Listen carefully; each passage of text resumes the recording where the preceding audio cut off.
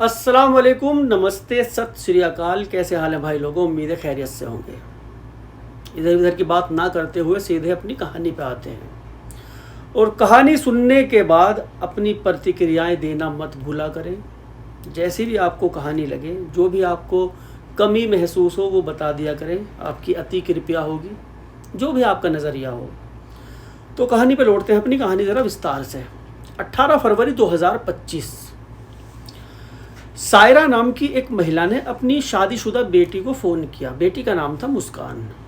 Phone किया, उधर से फ़ोन किसी ने रिसीव नहीं किया। सायरा फ़ोन पे फ़ोन कर रही, फ़ोन किसी ने रिसीव नहीं किया। शाम का वक्त हो रहा। अब ये सायरा परेशान हुई, परेशान होकर अपने भाई के पास पहुंची। नूर हसन इनके भाई का नाम। नूर हसन से कहा कि भैया मैं उसको फ़ोन करती हूँ, फ़ोन नहीं उठा रहा कोई भी, ज़रा जाके देखिए। वहीं एक ही गांव में रहा करते थे, थोड़ी दूरी थी बस। नूर हसन मुस्कान के घर पे गया। मुस्कान का 3 साल का एक बच्चा था। वहाँ जाके देखा घर पे कोई भी नहीं, सन्नाटा पसरा पड़ा। वहाँ तो मासूम बच्चा रो रहा। एक महिला उसके पास है। उस महिला से पूछा, महिला ने बताया कि मुस्कान बच्चे को तो मेरे पास छोड़ के गई थी, पता नहीं कहाँ गई, मुझे नहीं पता। अभी परेशान हुए, सारी रात ऐसे ही बीत गई।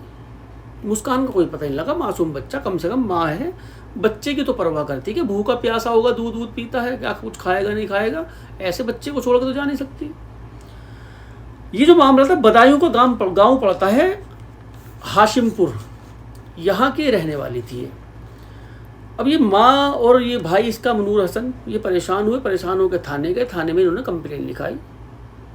उन्होंने इनको भगा दिया। ये जो काम किया करते थे, नाचने गाने का इनका काम था, उन्होंने भगा दिया, नाचने गाने वाले होगी, कहीं किसी के साथ चली गई होगी। ये परेशान अपनी इस तरह से ढूंढ रही है। ये एसएसपी के पास गई, डीआईजी के पास। जब कई बार थाने में जाके इनकी कंप्लेन नहीं हुई, डीआईजी के पास गई, वहाँ शिकायत दर्ज कराई। डीआईजी ने आदेश दिया थाने को, यहाँ के थाने को, जो थाना यहाँ का लगता था, उन्होंने अपनी इस तरह से जाँच शुरू की कि मुस्कान गई तो गई कहाँ। अब इधर एक लड़के के ऊपर शक हुआ। नाम था उसका रिजवान। शादीशुदा ये बंदा था। इसकी जो पत्नी है, एक अल्लाहपुर गांव पड़ता है, वहीं पास पास में गांव है दोनों। ये हासिमपुर और अल्लाहपुर, ये थोड़ी 4-4, 5-5 किलोमीटर की दूरी पे है। ये वहाँ का ये रहने वाला। इसकी जो पत्नी है वो उस गांव की प्रधान है। अब इसके बारे में पता लगा कि उसका आना जाना था यहाँ इसके घर पे। शक हुआ, उसके बारे में खोजबीन निकाली, पता लगा वो तो जेल में है। अब वो जेल में, मतलब उसके खिलाफ कोई मुकदमा चल रहा था, वो जेल में बंद है। तो अब इसके साथ किसने क्या किया, कहाँ है ये, अब ये परेशान। इधर पुलिस भी परेशान, घर वाले परेशान, मोबाइल मिला रहे, कोई पता नहीं गई तो गई कहाँ मुस्कान। बच्चा अलग रो रो के बिलख रहा, परेशान। ढूंढ लिया सब जगह मालूम कर लिया। जहाँ जहाँ वो स्टेज शो किया करती थी, हर तरह से उन्होंने छानबीन कर ली। मुस्कान का कुछ भी पता नहीं चला। इस दौरान ये जो लड़का था रिजवान, ये जेल से बाहर आ गया। जेल से जब ये बाहर आया तो पुलिस ने इससे पूछताछ की। इसने कहा कि मैं तो जेल में था, मुझे तो कुछ भी नहीं पता इस बारे में। शक रिजवान के ऊपर ही हो रहा था कि कभी जेल में बैठे बैठे इसने मुस्कान को गायब करा दिया हो। अब रिजवान के बारे में पता लगा कि जेल से आया, पूछताछ हुई। इसने कहा मैं तो जेल में था। नहीं है किंतु पूछ लो तुम, मैं तो जेल से ही आ रहा। अब इनको तो, पुलिस वालों को तो पता ही था पहले से कि जेल में ही था वाकई। शक इसी के ऊपर कि कहीं ना कहीं इसने किया। रिजवान की एक पत्नी तो थी ज़ैनब, जो प्रधान थी अल्लाहपुर गांव की, और इस मुस्कान से भी रिजवान ने शादी कर रखी थी, जो चोरी चुपके करी थी। अब रिजवान के ऊपर जब सख्ती बरतने के बाद इसने ज़बान खोली कि मुस्कान को इसने ही मारा। जब इसके आगे प्रूफ क्या रखे, इसके बारे में पता लगा रिजवान के। मुस्कान को गायब हुए 1 महीना 10 दिन हो गए थे जब रिजवान जेल से बाहर आया था। अब रिजवान के बारे में पता किया, जेल कब गया था, कब आया, पैरोल पे बाहर था। अपने आप को ही इसने फिर बाद में अरेस्ट करवाया और जेल चला गया। शक हुआ पुलिस को कि ये अपने आप ही क्यों गया वहाँ, क्या मामला था। पता लगा जिस दिन ये मुस्कान गायब हुई उसके 2 दिन बाद ये जेल में गया। जब मुस्कान गायब हुई तब ये यहीं पे ही था। शक इसके ऊपर हुआ, सारे प्रूफ इसके सामने रखे, तब कहीं जाके इसने ज़बान खोली। एक राधे श्याम नाम के एक शख्स, एक राम अवतार नाम के एक शख्स, पुलिस ने इनको भी गिरफ्तार किया। इनकी निशानदेही पे पता लगा जो मुस्कान है वो तो 7 फुट गहरे गड्ढे में मौजूद है। उसी दिन 18 फरवरी 2025 को ही उसका कत्ल कर दिया था इन्होंने और वहाँ इसको दबा दिया था। अब क्रेन व्रेन लेके वहाँ पर पहुँचे, वहाँ से उसको खुदाई करवाई। 7 फुट गहरे गड्ढे से मुस्कान का कंकाल निकला, गली सड़ी लाश कब्जे में कर लिया। कब्जे में करने के बाद अब इनसे पूछताछ हुई, प्रेस कॉन्फ्रेंस की, बताया कि आरोपी पकड़े गए, इस तरह की बातें हो गई, अपना छुट्टी। अब इनसे पूछताछ हुई कि क्यों तुम लोगों ने इसको मारा। अब रिजवान ने जो आप बीती बताई अपनी, ऐसी ही आप बीती के चक्कर में कई मर्द फंस जाते हैं, ऐसी ही आप बीतियों के चक्कर में कई लड़कियां मारी जाती हैं किसी के भी इश्क के चक्कर में फंसने के बाद। जिन लड़कियों का कोई आगे पीछे नहीं होता, आप लोग याद रखना, जो भी लड़की महिला देख रही हैं याद रखना इस बात को, जिनका आगे पीछे कोई खैर खबर लेने वाला नहीं होता, उनके साथ इसी तरह की घटनाएं होती हैं और न जाने कितनी हो चुकी। इसने सारी अपनी दास्तान बताई। ये मुस्कान थी, स्टेज पे डांस किया करती थी, नाटक मंडली थी इनकी, कभी कहीं इस तरह से, कभी किसी गांव में कभी किसी गांव में।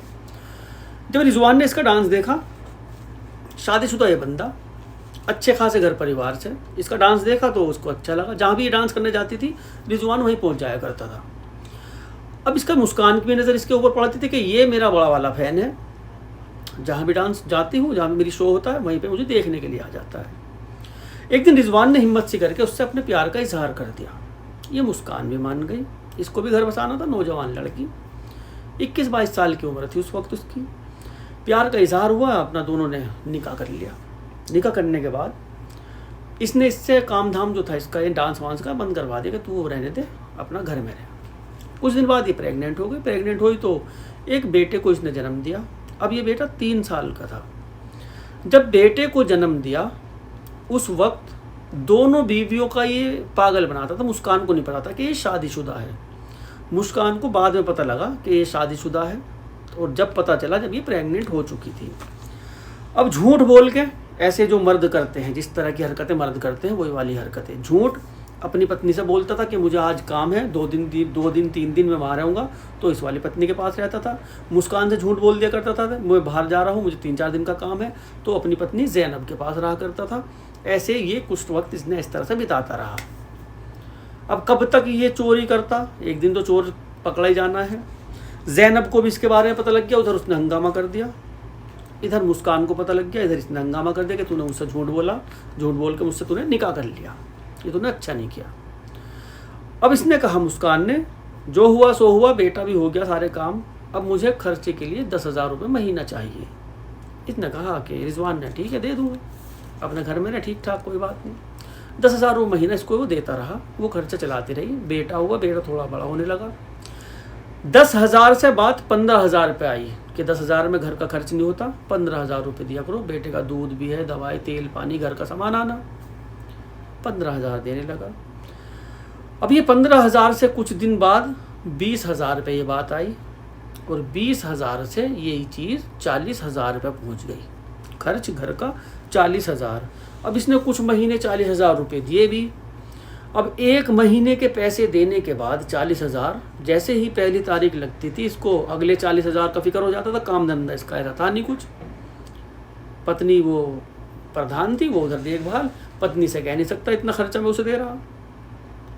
अब ये परेशान हो जाया करता था, कभी किसी दोस्त से उधार लेता था, कभी किसी दोस्त से उधार लेता था, इस तरह से अपना देता रहा।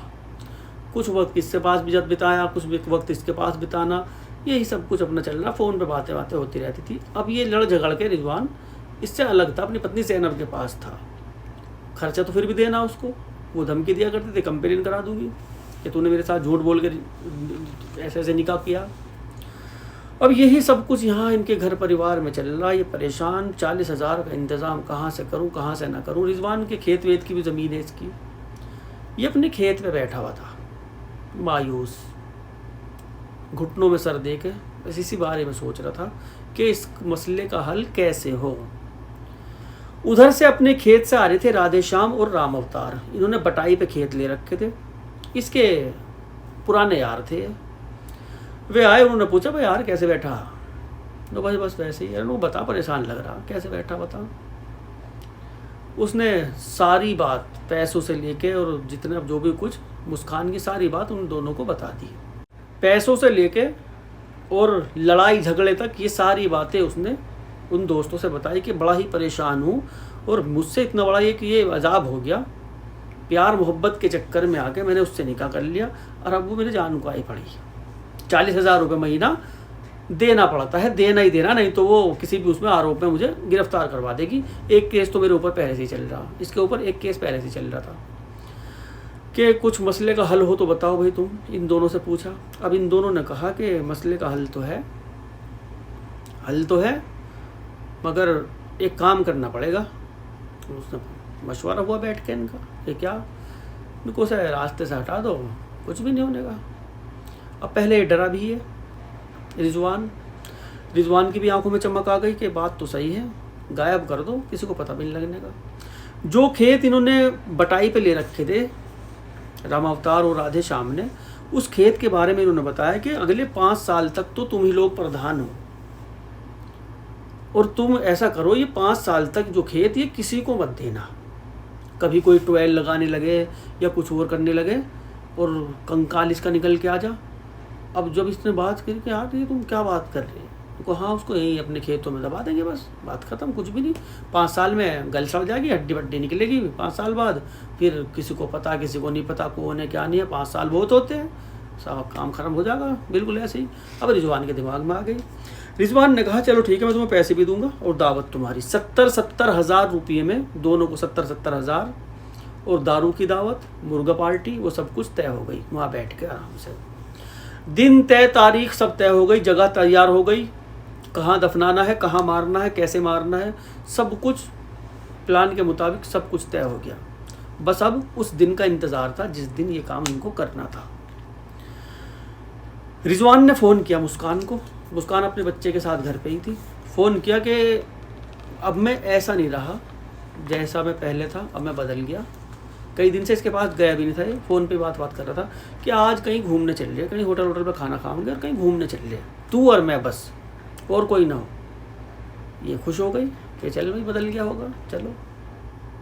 महिलाएं आ जाती हैं मर्दों की इस तरह की बातों में।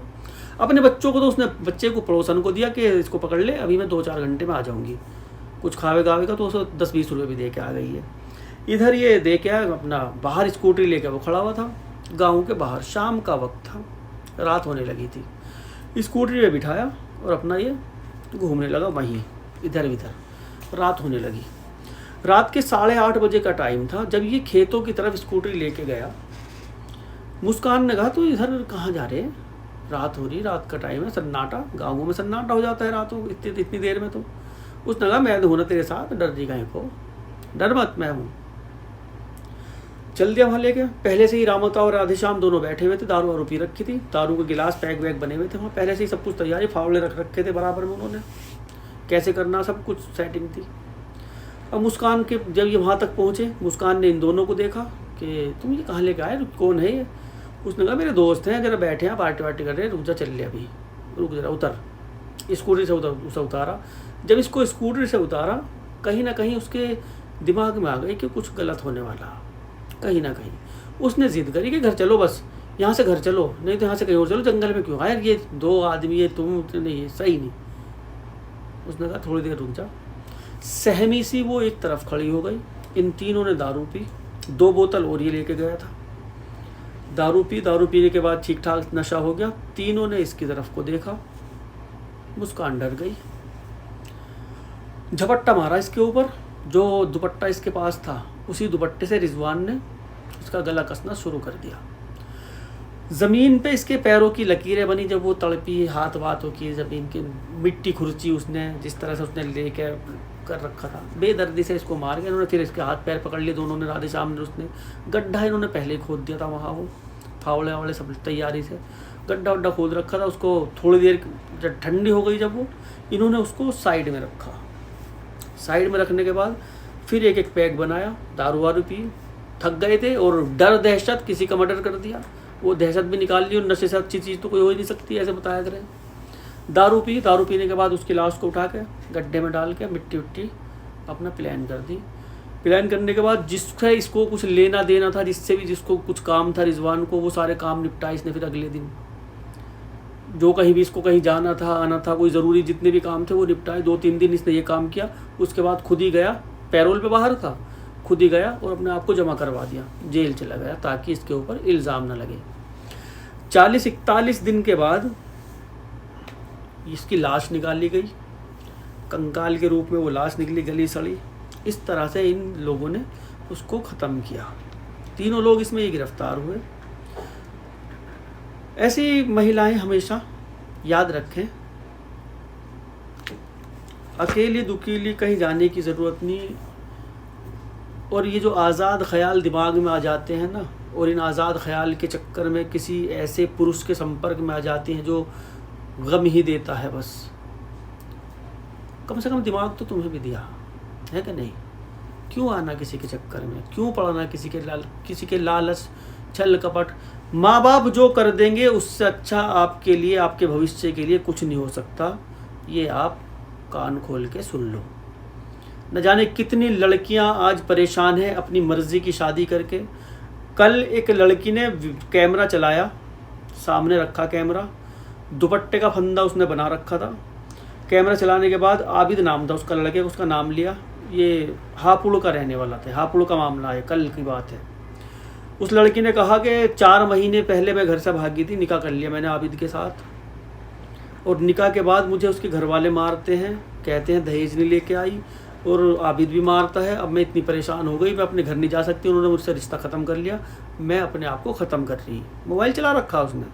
मोबाइल चलाने के बाद उसने दुपट्टे में गांठ लगा रखी, एक उस पर खड़ी हो गई, उसने डाला अंदर, फंदा डाल के लटक गई। कैमरे में सारी वीडियो बनी, पूरी वीडियो बनी, वो किस तरह से उसके पेशाब भी निकला, जब जान निकली उसकी, वो सब वीडियो में दिख रहा। जान निकलनी कोई वैसे ही मत समझो कि यूँ निकल जाती है, लैट्रिन पेशाब तक निकल जाते हैं, आंखें बाहर आ जाती हैं, ये ज़बान यहाँ लटक जाती है, इस साइड में को आके यूँ, जब फांसी लगाता है कोई, ये इस तरह की चीज़ें होती हैं। तो प्यार के चक्कर में आके उसने कर लिया। ऐसे ही कितनी मिसालें आप लोगों ने खुद ने सुनी होगी, और आप लोग खुद भी देखते होंगे जो लड़कियां इस तरह के काम करती हैं कैसे कैसे मारी जा रही है आजकल, देख रहे होंगे नहीं? तो होशियार रहें, ख़बरदार रहें, जहाँ भी रहें अपना अपनों का ख्याल रखें, बहन बेटियों का ध्यान रखें, कौन कहाँ जा रही, किसके संपर्क में है। ज़माना बहुत ख़राब है। इज़्ज़त ऐसी चीज़ है, एक बार जाके बार बार वापस नहीं आती। कहानी अच्छी लगी हो तो कमेंट करें।